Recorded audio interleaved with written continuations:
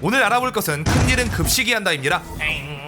어디 어린 놈의 새끼가 뭘 안다고 따박 말대꾸야. 장유유서의 나라 대한민국, 흔히 잼민이 급식들은 무시당하고 나는데 이 무시의 뿌리라도 난 건지 이들이 벌여낸 엄청난 사건들이 있습니다. 자, 인터넷을 뒤흔들었던 급식들이 벌인 대형 사건들, 오늘 저와 함께 알아보도록 하겠습니다.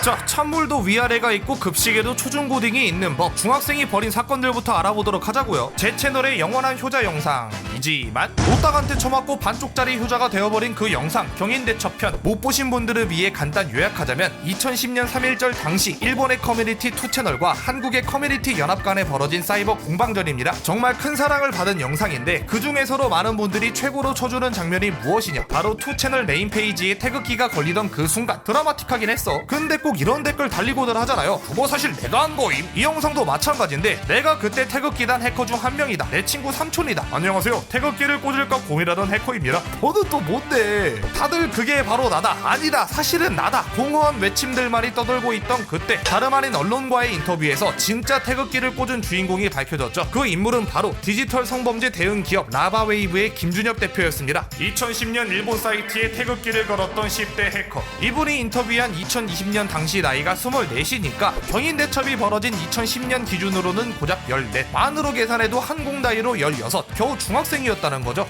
나는 못해도 최소 갓성일일 줄 알았는데 그 나이에 참 대단하죠. 아무튼 김준엽 대표는 이 재능을 좋은 방향으로 꽃피우며 사이버 범죄자 검거 및 수사 지원의 자문부터 개인정보 유출 사건에 대한 강원지방경찰청과 공조를 하는 등 많은 커리어를 쌓았고, 현재는 디지털 성범죄에 집중하여 라바웨이브란 회사를 설립하기에 이른 것입니다. 쏘브라 희망편. 소식 듣고 제 영상 다시 찾아보니까 이런 댓글이 달리기도 했더라고요. 아이 좋아. 중학생의 해킹이라 하면 사실 더 유명한 사건 하나 있죠. 조선일보 전광판 중학생한테 다 털렸죠? 2019년 12월 14일 부산광역시 시내에 위치한 조선일보 전광판에 정체를 알 수 없는 메시지가 출력됩니다. 이거 아주 심각한 일이죠. 다른 거 다 떠나서 돈만 보고 판단해보자고. 이 전광판은 엄연히 돈을 받고 광고를 송출하는 패널입니다. 광고 대행업체에서 밝힌 정보에 따르면 다른 회사들은 월 500을 태우면서 여기에 광고를 띄우는데 이걸 해킹해서 조선일보 전광판 중학생한테 다 털렸죠? 이런 걸 띄워버린 거야. 아주 큰 손실을 불러온 대형 사고인데, 문제는 말이죠, 개웃기다 이거. 아니 솔직히 전광판 관리자도 피식을 했을걸? 보이는 그대로 너무 크게 털린 상황이라 해당 사실을 파악하게 된 관리자가 전광판에 전원을 내려 버리며 사건은 일단 마무리되었습니다. 워낙 스케일이 큰 사건이다 보니 단순히 인터넷 가십거리에 그치지 않고 지역 방송사, 종편, 공중파할 것 없이 해당 사건이 퍼져나가게 되었죠. 또 보도를 통해 새롭게 밝혀진 사실이 있는데, SNS와 커뮤니티를 통해 그렇게 많이 퍼져나갔음에도 불구하고 아무도 신고하지 않았다는 거 꿀잼이긴 했다니까. 그럼에도 심각한 사건인 건 맞으니 경찰은 수사에 착수하게 됩니다. 전광판에는 중학생이라 적혀있긴 했으나 언론사의 보안을 뚫어낸 치밀함, 그 보안을 뚫고 대로에 있는 전광판에 조롱성 메시지를 노출한 대담함, 그러고도 다른 파일에는 일절 손을 대지 않고 호련히 떠난 비범함 등 독특한 점이 한둘이 아니었기에 경찰 측에선 이는 전문 해커의 소행이 틀림없다 라는 생각으로 인터폴과 국제공조 수사까지 벌이는 등 대대적으로 수사를 진행했죠. 그렇게 1년에 걸친 수사 끝에 드디어 베일에 쌓여있던 해커를 검거하는 데 이릅니다. 엄청난 사건을 일으킨 뒤 1년간 경찰의 수사망을 피해 다녔던 이 비범한 해커의 정체는 놀랍게도 중학생이었습니다. 예, 존나 솔직했던 거였죠. 와, 진짜 중학생이 해킹한 거였음? 미쳤네요 덜덜. 해커 신동 탄생인 듯. 예, 팀뷰어로 털었던 거였습니다. 아이디랑 패스워드가 전광판에 유출된 적이 있다고 하더라고요. 조심 좀 하지만은 실상을 알고 보니 허무할 정도로 별거 없는 사건이었지만 이 전광판 메시지 자체가 너무 임팩트가 강렬했던 탓에 신천지가 개트롤했던 그 당시 신천지 홈페이지를 털어냈던 해커도 신천지 사이트 중학생한테 다 털렸죠? 라는 메시지를 남겼었다는 거. 방송하다가 큰 돈을 받았다고 그냥 좋기만 할 거란 건 오산입니다. 왜냐? 그냥이 아니라 존나 좋...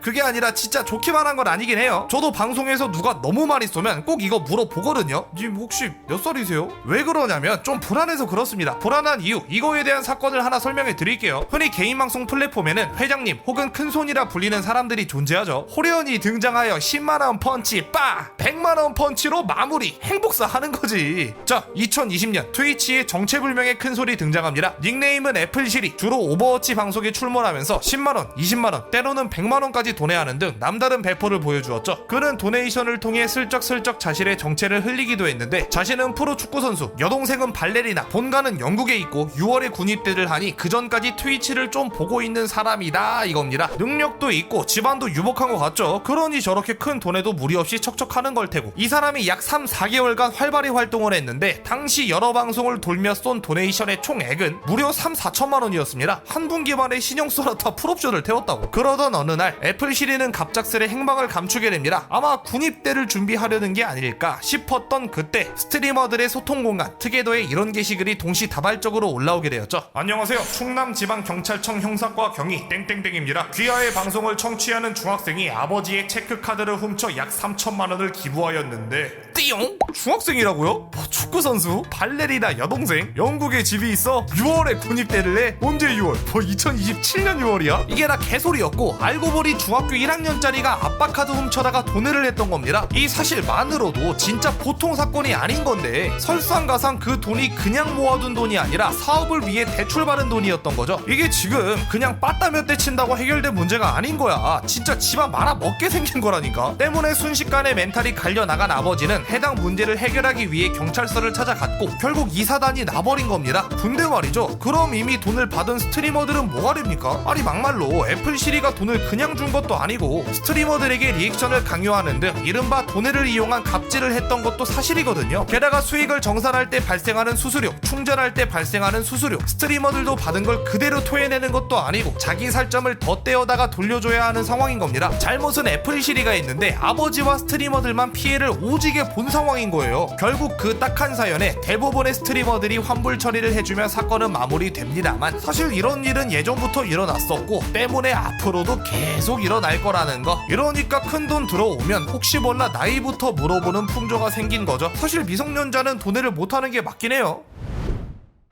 월 500짜리 사건, 3천만원 사건 등등 다들 스케일 큰 사건들이었지만 여기 그 금액들도 고작 따위로 만들어버릴 만큼 더 정신나간 사건이 하나 있습니다. 무려 50조를 뒤흔들었던 사건이 하나 있죠. 자, 가상화폐. 지금도 그 열기가 뜨겁다고 할 수 있지만 흑우, 가즈아 등의 드립이 넘실거렸던 2017년은 열기가 아니라 광기에 휩싸여 있던 때죠. 신촌 세브란스 병원 화재. 호재인가요? 화재입니다. 소식 하나하나가 호재냐 악재냐 눈에 불을 켜고 보던 때라고. 그러던 2017년 11월 아주 사람들 맘에 불을 지피는 특급 호재가 발표됩니다. 하드포크 될 예정이었던 플래티넘 비트코인이 나온다는 것. 하드포크, 뭐 어감부터가 어렵죠. 나도 설명해주려고 열심히 공부했는데 그 문과의 한계가 있더라고. 그냥 대충 비트코인을 가지고 있으면 가진 수에 비례해 보너스 코인을 주는 개념입니다. 그럼 사람들이 비트코인을 더 쟁겨 노려할 거 아니야. 해서 가격이 오를 테고 다시 말해 호재라는 거죠. 아무튼 비트코인 플래티넘 팀은 홈페이지에 다국적 언어로 만든 공식 영상을 공개하고 트위터에 끊임없이 개발 과정을 공개하며 사람들의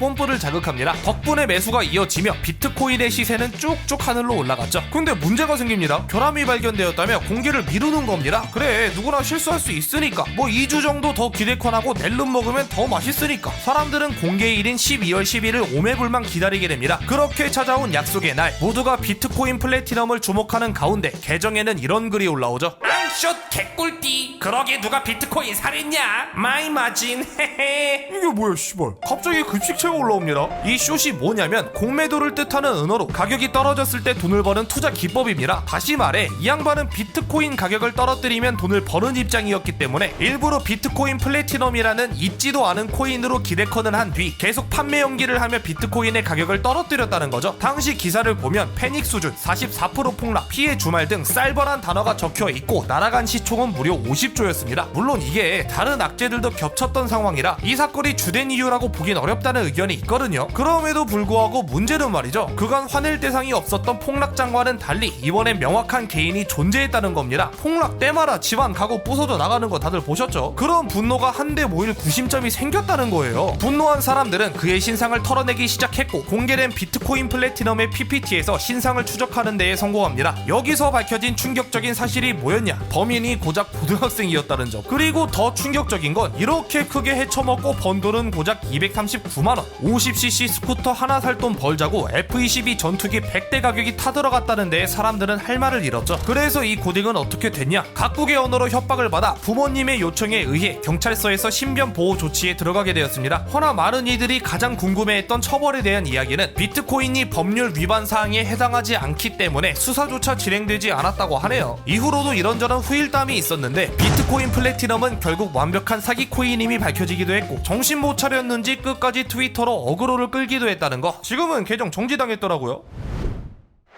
자, 여기까지 급식들이 벌인 대형 사건들에 대해서 알아보았습니다. 이외에도 뜬금없이 연복계를 털어 우리 민족끼리 공방전을 촉발시켰던 한 고등학생의 해킹 사건, 이건 이미 어느 정도 다뤄서 넘겼고요. 또 서울공연예술고등학교의 학교 비리 고발 영상, 누가 죄인인가, 요거는 너무 멋진 컨텐츠라서 꼭 얘기해보고 싶었는데 찾아보니 정확히는 학생이 아닌 졸업생들이 제작했던 작품이라 안타깝게도 빠지게 되었습니다. 되게 울림이 있는 영상이니 여러분들도 한 번씩 찾아서 보시면 좋겠네요. 또 보죠.